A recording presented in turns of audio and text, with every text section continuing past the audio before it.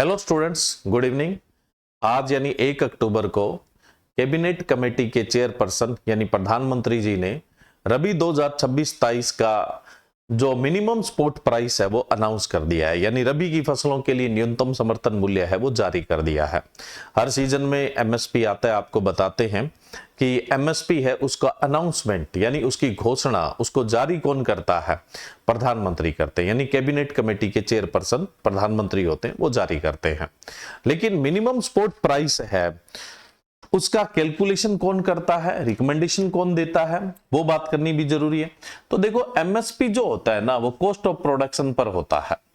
यानी एमएसपी है उसका जो बेस होता है, आधार होता है, वो किस पर आधारित होता है? कॉस्ट ऑफ प्रोडक्शन यानी उत्पादन की लागत पे। अब उत्पादन की लागत की गणना कौन करके देता है? सीएसीपी करके देता है। सीएसीपी की फुल फॉर्म होती है commission for agriculture cost and prices, यानी कृषि लागत व मूल्य आयोग। ये क्या करता है? उत्पादन की लागत निकालता है। भाई प्रति क्विंटल पे कितनी लागत आती है, उत्पादन करने में कितनी लागत आती है। और ये लागत क्या है? जो आप कॉस्ट पढ़ते हैं ना, A two cost plus family labour, इन दोनों को ही क्या बोला जाता है? Cost of production. यानी कहने का मतलब उत्पादन की लागत है वो बोला जाता है। उत्पादन की लागत पर क्विंटल के हिसाब से निकाली जाती है। अब कॉस्ट ऑफ प्रोडक्शन निकल गया, उसके बाद क्या होगा? कम से कम इसका 50% मार्जिन, यानी कम से कम इसमें 50% लाभ तो मिलना चाहिए। और उस पर क्या है? एमएसपी है उसका निर्धारण होता है, यानी एमएसपी का डिटर्मिनेशन होता है। तो कॉस्ट ऑफ प्रोडक्शन कौन कैलकुलेट करता है? सीएसीपी। एमएसपी कौन डिटरमाइन करता है, कौन निर्धारित करता है? सीएसीपी। एमएसपी की रिकमेंडेशन कौन देता है? सीएसीपी देता है। लेकिन एमएसपी अनाउंस कौन करेगा, है ना, जनता के सामने? वो प्रधानमंत्री करेगा। कॉस्ट ऑफ प्रोडक्शन के लिए क्या बनाया गया है? सीएसीपी बनाया गया है। कॉस्ट ऑफ प्रोडक्शन ये कैलकुलेट करेगा, और कॉस्ट ऑफ प्रोडक्शन है A two cost plus family labour, और इस पर कम से कम 50% मार्जिन रखते हुए एमएसपी है वो निर्धारित होता है, और ये सरकार को दे दिया जाता है। और सरकार का जो मुखिया है यानी प्रधानमंत्री, वो इसकी घोषणा है कर देता है। मोटी मोटी बात ये है।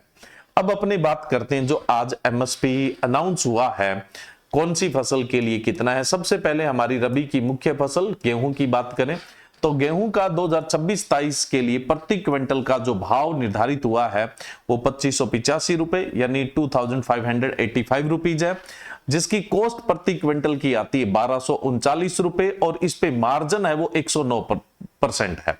कम से कम 50 होना चाहिए, बाकी ऊपर कितना भी रख सकते हैं। तो 109% इसका मार्जिन है। अगर 25-26 का एमएसपी देखें तो ये 2425 रुपए था, उसकी तुलना से 160 रुपए है वो इंक्रीज किया गया है। बार्ले जौ की बात करें तो भाई जौ का एमएसपी है वो 26-27 के लिए है 2150 रुपए पर क्विंटल, और जो कॉस्ट ऑफ प्रोडक्शन उत्पादन की लागत है वो 1361 रुपए पर क्विंटल है, और इस पे मार्जिन दिया जा रहा है 58%। और पीछे इसका एमएसपी था 1980, जो अब 170 रुपए इंक्रीज करके 2150 कर दिया गया। ग्राम बोले तो चना, है ना, चने का जो प्राइस है वो है एमएसपी 26-27 के लिए 5875 रुपए पर क्विंटल, और इसकी लागत आती है पर क्विंटल की 3699 रुपए, और 59% इस पे मार्जिन दिया है। पिछले साल इसका एमएसपी था 5650, अब इंक्रीज कर दिया इसमें 225 रुपए, अब हो गया 5875 रुपए। लेंटिल बोले तो जिसको आप मसूर बोल देते हैं, मसूर का एमएसपी 26-27 के लिए कर दिया गया 7000, और इसकी उत्पादन की लागत आती है 3705 रुपए पर क्विंटल, और 89% इस पे मार्जिन दिया गया है। पीछे इसका भाव 6700 रुपए था, अब 300 रुपए बढ़ा के कर दिया 700 रुपए पर क्विंटल। रेपसीड मस्टर्ड यानी सरसों का भाव एमएसपी कर दिया 6200 रुपए 26-27 के लिए, और प्रति क्विंटल का भाव होता है ये, और इसकी जो लागत है पर क्विंटल की वो 3210 रुपए है। 93% मार्जिन दिया गया है, और पिछले साल इसका एमएसपी 5950 था, जो अब 6200 हो गया, 250 रुपए बढ़ाया गया है। और सेब फ्लावर कुसुम के अंदर सबसे ज्यादा भाव बढ़ाया गया है। भाई आप देखेंगे पीछे 25-26 के लिए भाव 5940 रुपए ही था। कितना था? 5940। कितना बढ़ा दिया गया? 600 रुपए बढ़ा दिया गया। कितना कर दिया गया? 6540 रुपए भाव कर दिया गया इसका, है ना, प्रति क्विंटल का। और लागत कितनी मानी जाती है? 4360 रुपए लागत मानी जाती है। मार्जिन कितना दिया जाता है? भाई मार्जिन कितना दे रहे हैं? 50% मार्जिन दे रहे हैं।